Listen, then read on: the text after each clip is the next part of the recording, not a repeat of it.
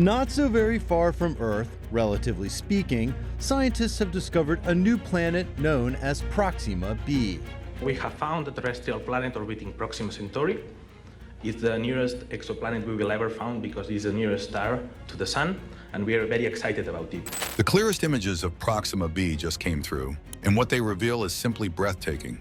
Rocky landscapes, hints of liquid water, and perhaps even signs of something beyond our understanding. James Webb has outdone itself this time, capturing stunning views of this nearby super-Earth that's only 4 light-years away.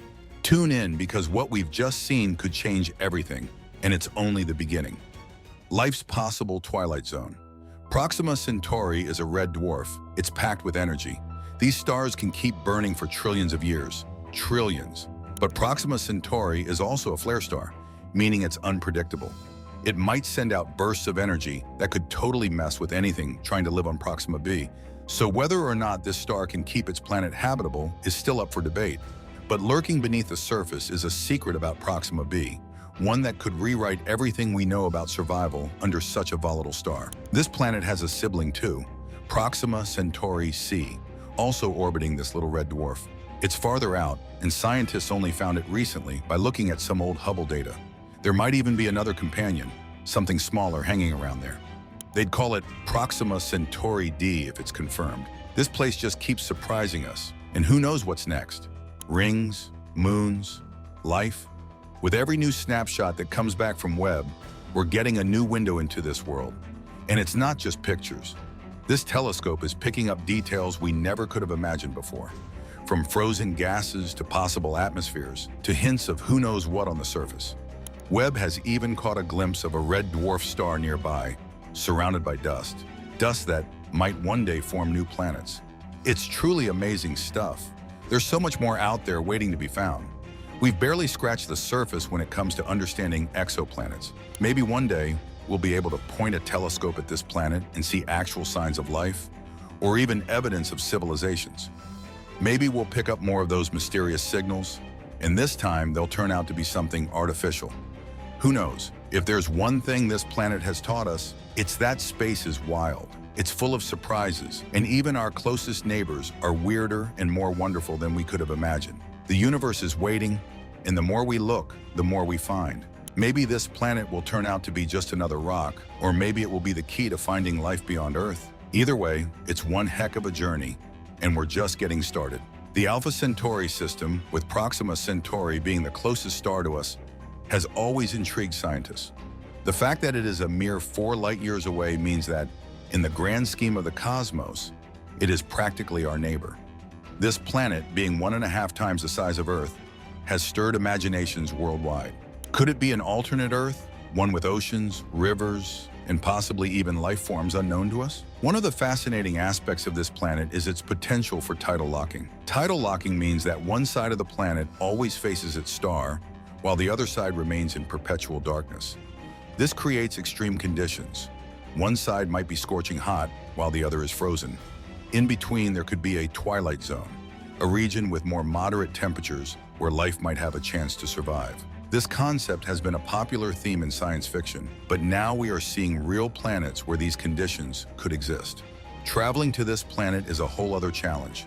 Current technology makes it virtually impossible to reach even our closest stellar neighbor in a human lifetime. Voyager, for instance, is moving at around 38,000 miles per hour, but at that speed, it would still take over 200,000 years to reach this planet.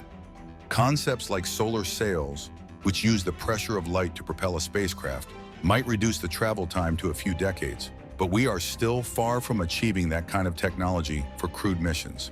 Despite the obstacles, there are projects being proposed that could bring us closer to interstellar travel.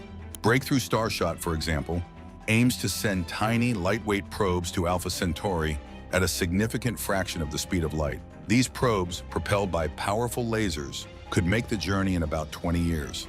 They wouldn't carry people, but they could send back valuable data and images, giving us our first close-up look at another star system. Now that we know about Proxima B, the next question is, how can we get there? A flare star's unpredictable impact. We have entered an exciting era of discovery, one where new planets are being found almost every day. The James Webb Space Telescope, and other observatories are helping us map out these distant worlds, bringing us closer to answering the age-old question of whether we are alone in the universe. With each new discovery, we get a little closer to understanding the cosmos and our place in it. This planet might be just another rock, or it might be the key to finding life beyond Earth. Either way, the journey to uncover its secrets is just beginning. For scientists, though, this extreme environment is exactly what makes this planet interesting. It's a test case for future technology. If we can figure out how to make energy systems work there, we could probably do it anywhere. The James Webb Telescope's new images and data let us peek into what's really going on with this planet, its atmosphere, surface, and how it deals with all the chaos from its star. It's like getting a survival guide for the most extreme camping trip imaginable. Now let's talk about solar power. The star Proxima Centauri is dimmer than our sun, but it makes up for it with bursts of intense radiation. Imagine trying to set up solar panels there. You'd have to design them to take the hits and keep on going. If we could crack that code, we'd have solar tech that could survive anything Earth throws at it. Deserts, polar regions, you name it. Maybe even the aftermath of a natural disaster. That's a pretty big deal, especially since our current solar tech struggles when conditions get too tough. One cool idea is setting up solar panels along what's called the Terminator line on this planet. If the planet is tidally locked, meaning one side always faces the star while the other side is stuck in perpetual darkness, this line would be like the Twilight Zone, literally. You'd have one side boiling and the other freezing, and in between there's this narrow strip where conditions might be just right. Solar panels along that line could gather energy from both the lit and shaded parts, making the most out of a tough situation. It's like squeezing every bit of juice out of a half-dead battery. The James Webb Telescope also helps by giving us clues about the atmosphere, if this planet even has one left. Those flares from Proxima Centauri could easily strip it away, but if there's anything still hanging around, Webb's got the tools to find out. Knowing what's in that atmosphere could tell us a lot about how energy moves around the planet. Maybe there's some unusual greenhouse effect happening, or maybe there are reflective particles that change how sunlight spreads out. All of this helps us imagine what kind of technology could actually work there. Beyond solar power, this planet also makes us think about energy storage. Imagine trying to keep power running when the sun, or in this case, the red dwarf, just decides to take a break or go wild. You'd need some serious batteries, something that can store energy through those flare-ups and keep things running during downtime. On Earth, this means we'd need batteries that can handle extreme conditions, maybe solid state or even next-gen capacitors that can deal with big ups and downs. If we figure this out, we could improve how we use renewable energy here, making it more reliable and resilient. Traveling to this planet? Not happening anytime soon, but just thinking about it pushes us to get creative with energy tech. We'd need a way to travel 4 light years without traditional fuel. Enter solar sails, those massive reflective sheets that use light particles to move through space. It's like catching the wind, except the wind is made of sunlight. Not only could these sails get a spacecraft moving without using tons of fuel, but they could also collect energy along the way. Imagine powering a spaceship just by cruising through starlight. Pretty sci-fi, but maybe possible. And what about resources on this planet? We don't have any proof yet, but it's possible there are valuable minerals there. Maybe even something that could revolutionize energy tech, like rare isotopes or superconducting materials. Of course, even if we found something incredible, there's an ethical question here. Do we really want to start mining other planets? Space isn't exactly the Wild West, and we'd need to think carefully about how we handle exploration and resource use. The last thing we need is an interstellar land grab. Exploring how to reach Proxima B pushes us to rethink how we use energy here on Earth. Extreme energy tech from Proxima B to Earth. Another big idea inspired by this planet is fusion energy. Those intense flares and all the energy flying around between Proxima Centauri and its planet give us a chance to learn more about plasma physics. If we could harness that kind of power here on Earth, fusion could become a reality. Clean, almost limitless energy that doesn't rely on fossil fuels. It's the ultimate dream for energy scientists, and studying extreme places like this planet might bring us one step closer to making it happen. The technology we'd need for this planet could change things here on Earth too. Imagine power systems that keep working no matter how bad the conditions get. That's something that could help everything from airplanes to telecommunications. Better batteries and thermal management systems could make our power grids more reliable, even when the weather gets extreme. Autonomous energy networks, designed to run without human intervention, could help bring power to remote places that don't have reliable access right now. If we're serious about going to places like Mars or back to the Moon, figuring out energy on this planet is part of the puzzle. We need systems that can create their own power, use local resources, and keep working long-term. This planet is like a testing ground for those ideas, from small nuclear reactors to technology that turns local rock or ice into fuel or power. The James Webb Telescope is helping us get the data we need to make that happen, showing us what conditions are really like out there. This planet isn't just some far-off planet. It's a symbol of what's possible when we push the limits of what we know. The James Webb Space Telescope is giving us a look at a place that's harsh, unpredictable, and full of challenges. But that's exactly what makes it worth studying.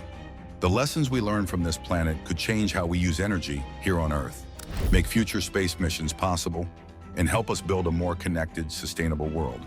Who knew that a rocky, flare-blasted exoplanet could end up being one of our best teachers? To really understand what's happening on this planet, let's get into even more details. For one, the star Proxima Centauri has a habit of blasting this planet with flares that are over 100 times more intense than the flares our sun releases. These bursts are packed with ultraviolet and X-ray radiation. On Earth, our magnetic field and atmosphere protect us from harmful radiation. But on this planet, the situation could be a lot different. If it doesn't have a magnetic field, or if it has only a weak one, the constant radiation from its star could strip away its atmosphere, making it a challenge for any potential life to survive. This brings us to an interesting thought. If this planet still has any atmosphere left, it's probably not like the air we breathe. James Webb's data will give us the chance to find out exactly what's happening there.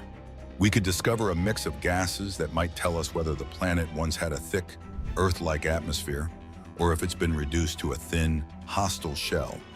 This kind of information could help us learn more about how planets evolve around stars like Proxima Centauri and how harsh stellar environments shape their atmospheres over time. The concept of the habitable zone is always an interesting one.